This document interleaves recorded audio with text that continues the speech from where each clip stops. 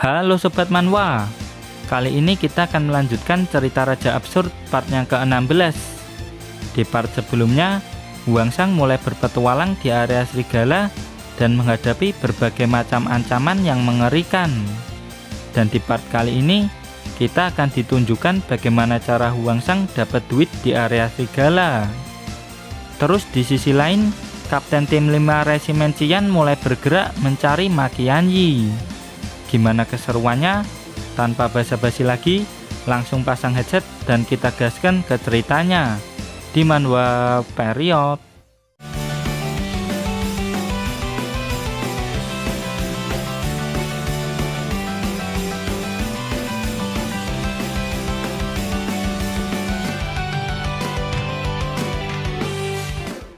Berjaga sepanjang malam, terus tidur di siang hari.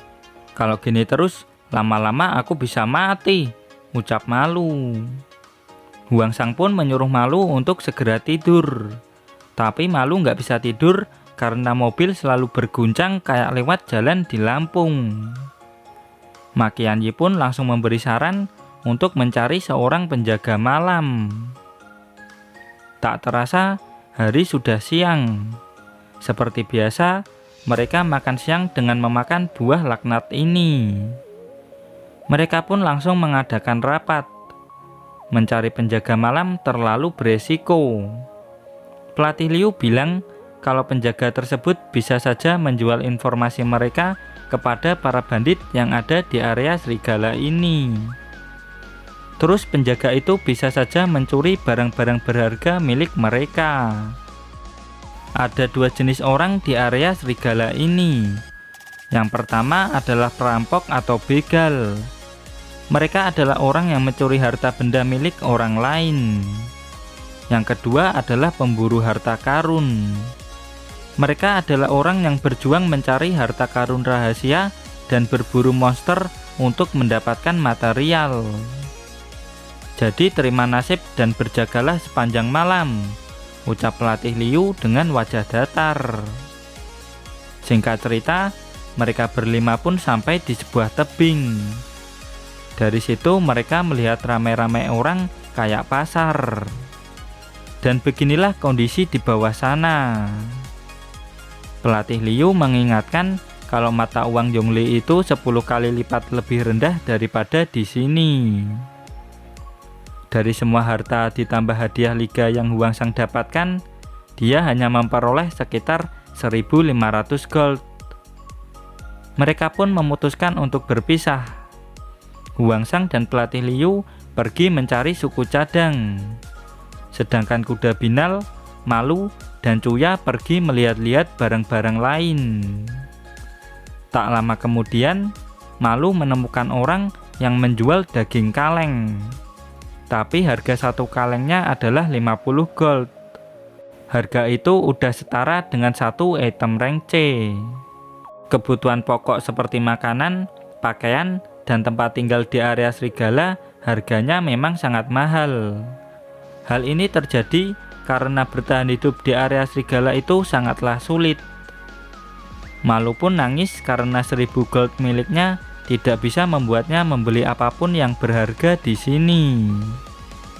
Nggak pakai lama, Ma Qianyi mengeluarkan 20 biji blue jade pendan dan berniat menukarnya dengan mata uang gold.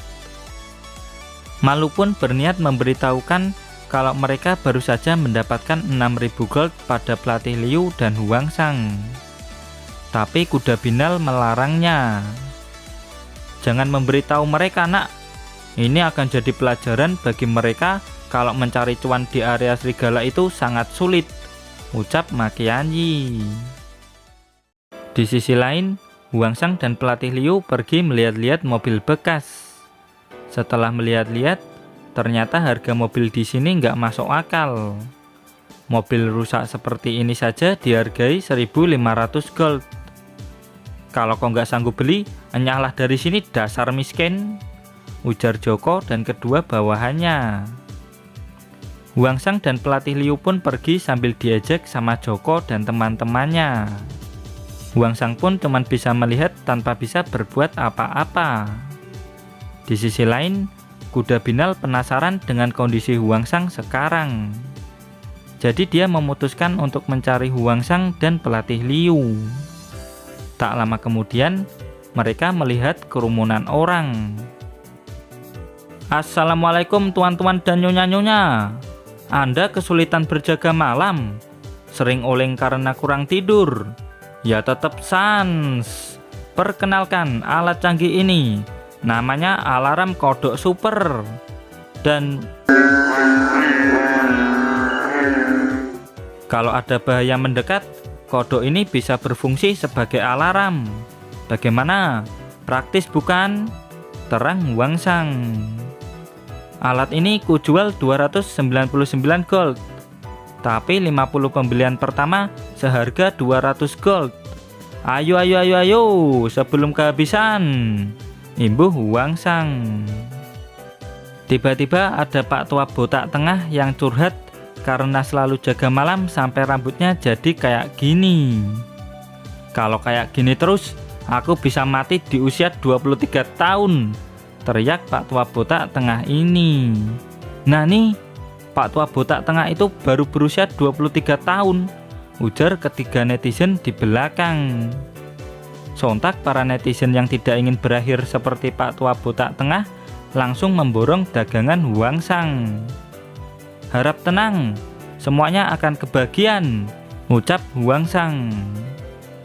Diketahui kalau Huangsang kemarin menangkap 200 ekor kodok. Jika dikalikan 299 gold, maka gold yang dihasilkan Huangsang jauh lebih banyak dari Makianyi. Dan inilah ekspresi kuda Binal yang kena mental.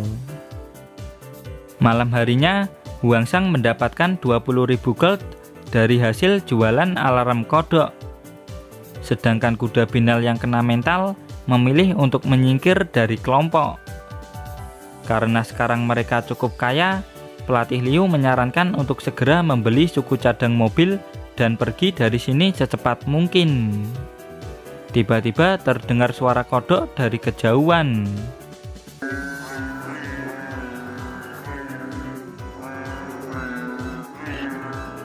Cuya pun bingung kenapa orang-orang berburu kodok itu. Pelatih Liu bilang kalau orang-orang itu ingin meniru bisnis mereka. Dari kejauhan, Cuya masih melihat Malu dan Huangsang mengobrol. Jadi gimana? Kita coba ideku? Tanya Malu dengan penuh percaya diri. Ide bagus, ayo kita lakukan, balas Huangsang. Cuya pun mendekat dan bertanya tentang apa yang Huangsang dan Malu rencanakan. Dan karena Cuya datang, mereka pun langsung menjalankan rencananya. Singkat cerita, pagi hari pun tiba. Ternyata Joko dan bawahannya menjual alarm kodok dengan harga yang lebih murah, yaitu 150 gold. Mereka benar-benar menjual alarm kodok seperti kita, ujar Cuya. Di sini tidak ada aturan yang melarang kami jualan alarm kodok, ujar Joko. Dasar plagiat nggak tahu malu, ujar pelatih Liu. Alhasil banyak netizen yang membeli alarm kodoknya Joko. Joko dan Junet pun senang karena bisa cuan banyak. Tak lama kemudian, Malu pun langsung menyamar jadi seorang bapak-bapak. Kodok yang kubeli kemarin sangat kelaparan. Kodok itu makan apa ya? Tanya Malu. Joko menjawab kalau makanan si kodok adalah daun kapur. Dan karena daun ini ada banyak di area ini, jadi nggak dijual. Daun kapur hanya tumbuh di area B6 ini. Dan karena itu netizen mengira kalau Joko menggunakan daun kapur untuk keuntungannya sendiri. Jadinya netizen meminta uang mereka dikembalikan. Assalamualaikum tuan-tuan dan nyonya-nyonya. Kodok kalian mulai lapar? Ingin dilepas tapi eman? Ya tetap sans. Kenalkan, Kadok. Kubus hasil ekstrak dari daun kapur pilihan terbaik. Satunya seharga 3 gold. Dan satu kubus ini bisa untuk memenuhi nutrisi kodok selama 1 minggu. Tapi dengan menambah 10 gold, Anda bisa mendapat paket ini. Dengan paket ini, Anda cuma harus memberi makan kodok sebulan sekali. Dan kenalkan juga ini, paket super lengkap yang dilengkapi dengan filter dan formula nutrisi kesehatan. Dapatkan hanya dengan harga promo sebesar 99 gold. Aku borong bang, kodok-kodokku udah sekarat semua, teriak Malu. Sontak, kubus ekstrak daun kapurnya Huangsang langsung ludes diborong sama netizen. Terlihat kalau Joko dan Junet sangat kesal. Idenya Malu ternyata sangat efektif. Dia sangat berbakat dalam urusan bisnis. Joko dan Junet pun berniat membalas Huangsang. Tiba-tiba Huangsang menyuruh para netizen melihat ke arah Joko dan Junet. Mereka berdua mengira kalau Huangsang mau mempermalukan mereka.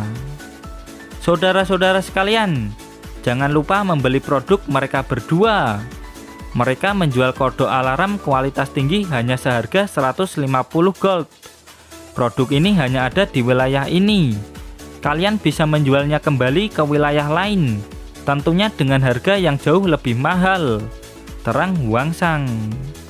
Mendengar itu, para netizen langsung memborong barang dagangan si Joko dan Huangsang. Tak terasa, sore hari pun tiba. Joko dan Junet pun langsung berterima kasih sebanyak-banyaknya ke Huangsang.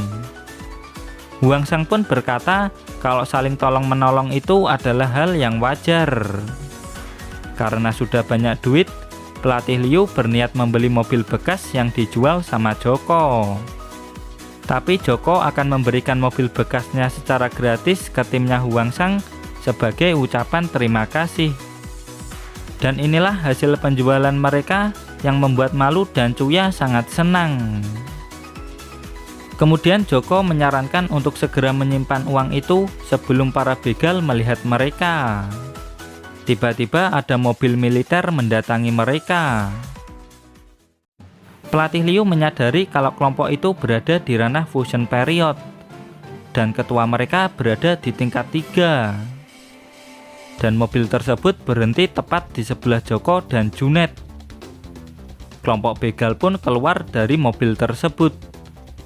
Ambil semua harta berharga mereka, bunuh para pria dan wanita, kecuali Loli dan wanita cantik, tegas Wang Dani, seketua kelompok begal ini. Wanitanya cantik bos, ada Loli juga bos, bungkus kah? Ujar bawahan Wang Dani. Mereka terlihat merepotkan, mau kupanggilkan Makianyi, ucap pelatih Liu. Kendaraan mereka sangat keren, ucap Huangsang dengan polos. Darmono sang preman pasar pun berusaha menghentikan Wang Dani. Tapi dengan trik licik, Wang Dani menipu Darmono sehingga membuatnya lengah. Dan dawas! Darmono diempaskan hanya dengan sekali pukul. Sontak para bawahannya langsung mengeroyok Darmono sehingga Darmono tidak bisa bangkit lagi. Melihat kalau rata-rata mereka berada di ranah fusion period, pelatih Liu menyarankan untuk memanggil Makianyi. Siapapun yang melawan akan bernasib sama dengannya. Sekarang ambil barang-barang berharga, bunuh semua pria dan bungkus semua wanita termasuk Loli tanpa terkecuali, ujar Wang Dani.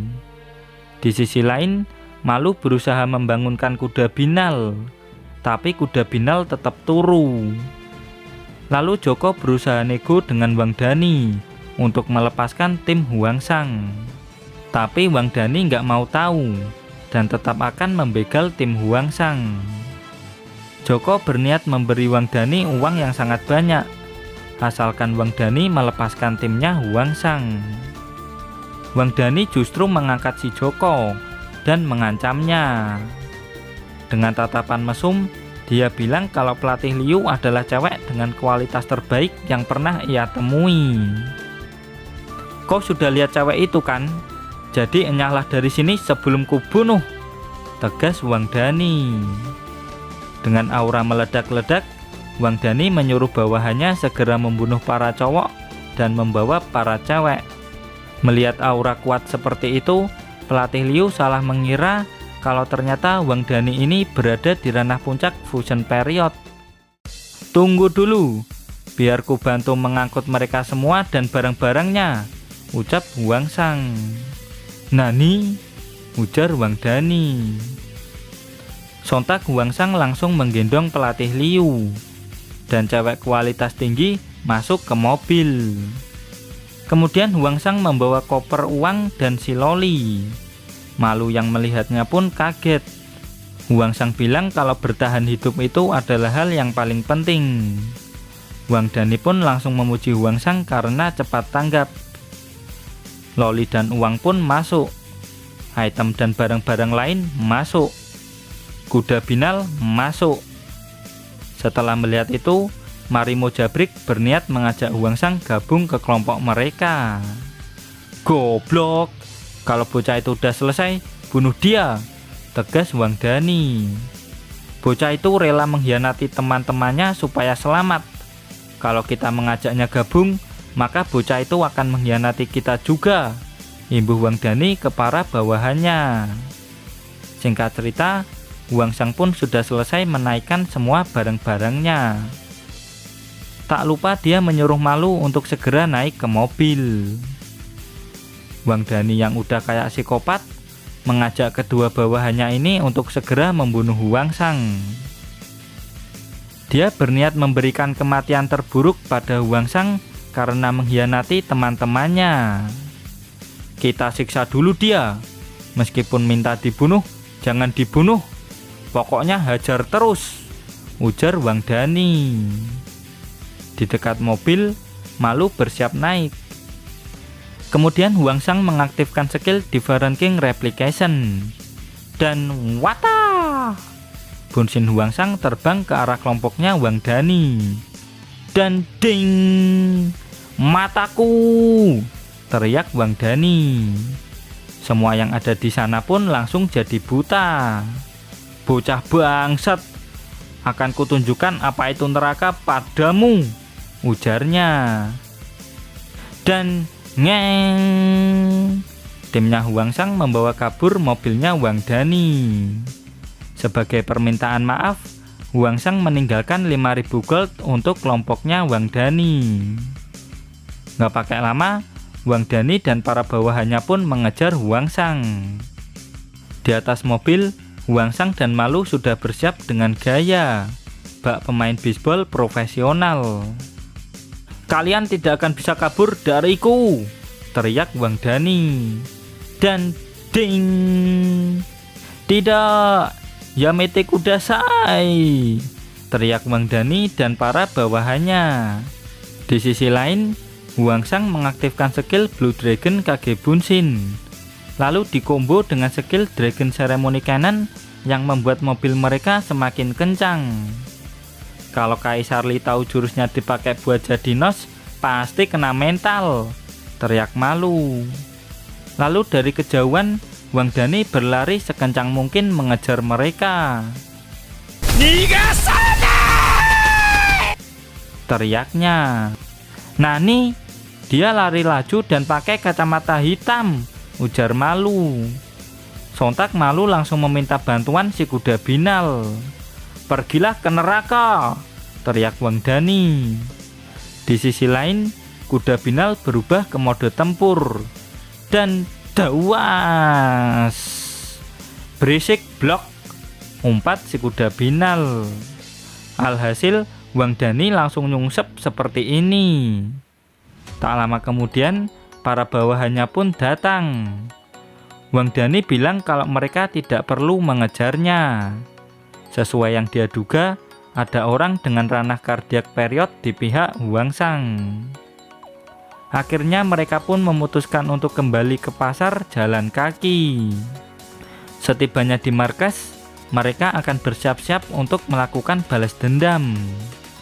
Bos, dengkulmu kenapa bos? Kropos kah?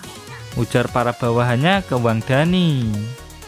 Singkat cerita, Wang Dani pun sudah kembali ke pasar. Ada seorang pria misterius rambut hijau yang sedang mencari seseorang. Setelah melihat sosok itu, Wang Dani yakin kalau bocah ini hanyalah kroco biasa. Woi Cil, sedang apa kau? Tanya Wang Dani yang mulai berencana membegal pria ini. Aku sedang mencari orang yang bernama Ma Qianyi. Dia pakai kalung giok. Apa kalian melihatnya? Ngomong-ngomong, aku adalah Kapten Tim 5 Resimen Qian, ucap orang ini. Sontak Wang Dani dan para bawahannya langsung terkejut dan ketakutan. Kemudian panel berpindah ke tempat Huang Shang. Tidak disangka, di dalam mobil Wang Dani terdapat item obat-obatan yang sangat berharga. Obat ini bisa membantu kultivasi. Malu pun menawarkan Huang Shang untuk meminum obat ini. Jujur Li, Huang Shang ingin meminumnya. Tapi saat ini dia tidak bisa melakukan kultivasi spiritual. Akibat memaksa promosi kemarin, meridian di dalam tubuh Huang Shang mengalami kerusakan. Meridian manusia tersebar seperti sel saraf di seluruh tubuh. Dan karena itu, untuk memperbaiki meridian itu sangat sulit. Kalau meridian sampai rusak, maka orang itu tidak akan bisa menggunakan energi spiritual. Malu pun bertanya pada ayahnya apakah obat itu bisa langsung dimakan. Tapi kuda binal ini udah memakannya duluan. Pil ini adalah item rank C, low level spiritual pill. Pil ini sangat cocok dikonsumsi untuk orang yang berada di bawah fusion period. Efeknya bisa meningkatkan kecepatan kultivasi hingga 50%. Melihat Malu dan Cuya yang sedang berlatih, membuat Huang Shang ingin mencobanya juga. Nggak pakai lama, Huang Shang pun langsung meminum satu pil. Dan ceruot. Sial, aku lupa kalau meridianku sedang rusak, batin Huang Shang. Dan dawar. Dari jauh, mereka melihat kembang api dengan simbol tengkorak. Kembang apinya keren banget, ucap Malu dan Cuya. Di sisi lain, kuda binal menjelaskan kalau itu adalah simbol dari Resimen Qian, tempat di mana Ma Qianyi seharusnya berada. Ma Qianyi sialan, pergi kemana sih dia? Ujar Xiao Jun, Kapten Tim 5 Resimen Qian. Di tim Huang Shang, Malu dan Cuya senang dengan cara mengemudi pelatih Liu, sehingga membuat mereka berdua merasa nyaman. Lalu di dalam mobil, ada panggilan untuk tim Wang Dani. Nggak pakai lama, pelatih Liu langsung menjawab panggilan tersebut. Ternyata panggilan itu adalah ajakan untuk melakukan misi bersama. Hadiahnya adalah item rank A, obat yang bisa memperbaiki meridian yang rusak. Pelatih Liu langsung memberitahu Huang Shang tentang misi ini. Langsung gas pelatih, ucap Huang Shang yang tiba-tiba muncul mengejutkan pelatih Liu. Dan mereka pun langsung gas ke tempat pertemuannya. Dan sayang sekali, chapter pun berakhir sampai di sini. Dan terima kasih buat kalian yang selalu hadir dan komen di setiap video admin. Terus dukung channel ini dengan cara like, comment, subscribe. Dan jangan lupa kultivasikan loncengnya juga. Sampai jumpa lagi di video berikutnya. Bye-bye.